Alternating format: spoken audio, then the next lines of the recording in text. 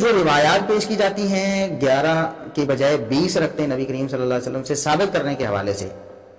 ان روایات کی حقیقت کچھ ہم پہلے بھی ذکر کر چکے ہیں، ذرا تفصیل سے سن لیں۔ پہلی روایت مصنف ابن ابی شیبہ سے پیش کی جاتی ہے، سب سے مشہور و معروف اس حوالے سے روایت ہے 7692 نمبر مصنف ابن ابی شیبہ میں، کہ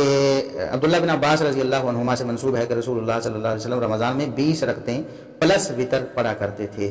یہ روایت انتہائی منکر اور جھوٹی روایت ہے۔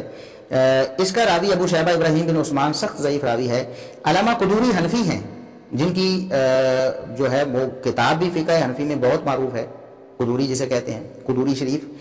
اس کے جو مصنف ہیں علامہ قدوری، یہ قدوری ان کی نسبت تھی، ان کی کتاب کی طرف بھی یہی نام منسوب ہو گیا قدوری، کیونکہ ان کی کتاب تھی۔ تو علامہ قدوری حنفی نے اپنی کتاب التجرید میں اس ابو شیبہ ابراہیم بن عثمان کو کذاب قرار دیا،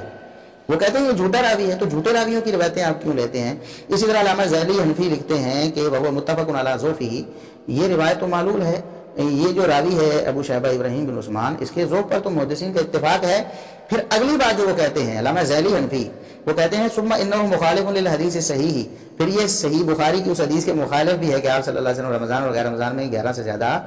نہیں پڑھتے تھے۔ تو علامہ ذیلی حنفی کا بھی فیصلہ یہی ہوا کہ نبی کریم صلی اللہ علیہ وسلم کی تراویح 11 رکعتیں ہی تھی، یہ آپ کی تراویح ہی تھی،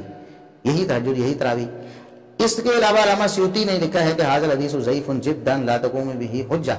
یہ سخت ضعیف روایت ہے، اس سے دلیل تو نہیں لی جا سکتی۔ اسی طرح ابن عابدین شامی حنفی نے لکھا ہے کہ یہ ضعیف ہے، یہ روایت ابو شیبہ کی وجہ سے، اور اس کے ذوق پر تو اتفاق ہے، اور ساتھ ساتھ یہ صحیح حدیث کے خلاف بھی ہے، صحیح بخاری والی حدیث کہ آپ صلی اللہ علیہ وسلم رمضان اور غیر رمضان میں 11 رکعت سے زیادہ نہیں پڑھتے تھے۔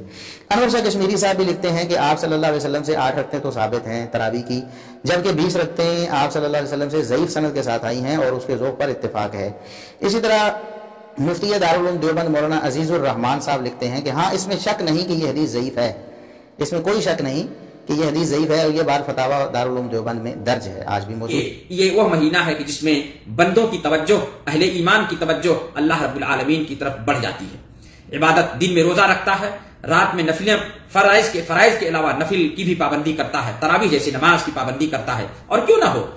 یہی تو وہ ذریعہ ہے، یہی تو وہ عمل ہے، اور یہی حقیقت میں وسیلہ ہے جہنم سے آزاد ہونے کا، اللہ سے قریب ہونے کا۔ عمل یہی حقیقی وسیلہ ہے، کوئی اور نہیں وسیلہ ہے، یہی وسیلہ ہے۔ اللہ کے نبی صلی اللہ علیہ وسلم نے کہا من صام رمضان ایمانا واحتسابا غفر له ما تقدم من ذنبه، جس نے ایمان کے ساتھ اور احتساب اجر یعنی اجر کی امید کے ساتھ رمضان کے مہینے کا روزہ رکھا، اس کے پچھلے سارے گناہ معاف کر دیے جاتے ہیں۔ آپ صلی اللہ علیہ وسلم نے کہا من قام رمضان ایمانا واحتسابا غفر له ما تقدم من ذنبه، جس نے رمضان کے مہینے میں قیام کیا، فرائض کے علاوہ نفلی نماز بھی رات میں کھڑے ہو کر کے پڑھا، قیام کیا، جاگا راتوں کو، تو اللہ کے نبی صلی اللہ علیہ وسلم نے کہا رمضان کے مہینے کے اندر قیام کرنا،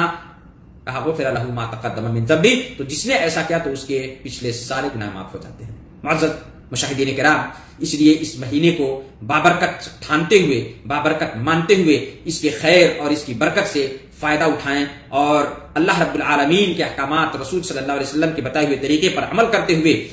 روزہ رکھیں، اور حقیقی روزہ ہو، روزہ صرف نام کا نہ ہو۔ انشاءاللہ اس کے تعلق سے کچھ باتیں اگلی نشستوں میں کی جائیں گی، لیکن حقیقی روزہ ہو۔ حقیقی روزہ کا معنی مختصر یہ ہے کہ ان تمام چیزوں سے رک جانا جس کو اللہ اور اس کے رسول صلی اللہ علیہ وسلم نے حرام کیا ہے، جھوٹ بولنا، غیبت، چگلی،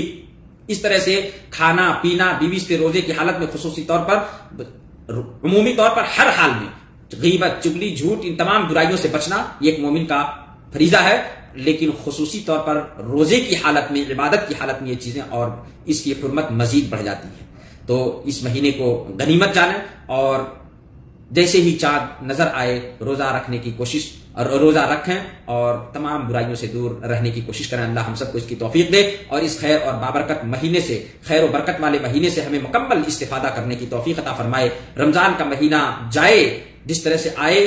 اور رمضان کا مہینہ ختم ہو اور اس کا مقصد ہم پورا کرنا ہے، اور وہ یہ کہ متقی بن جائیں، ہمارے گناہ معاف ہو جائیں۔ اللہ سے دعا اللہ ہم سب کو اس کی توفیق عطا فرما، آمین۔ والسلام علیکم ورحمۃ اللہ وبرکاتہ، وجزاکم اللہ خیرا۔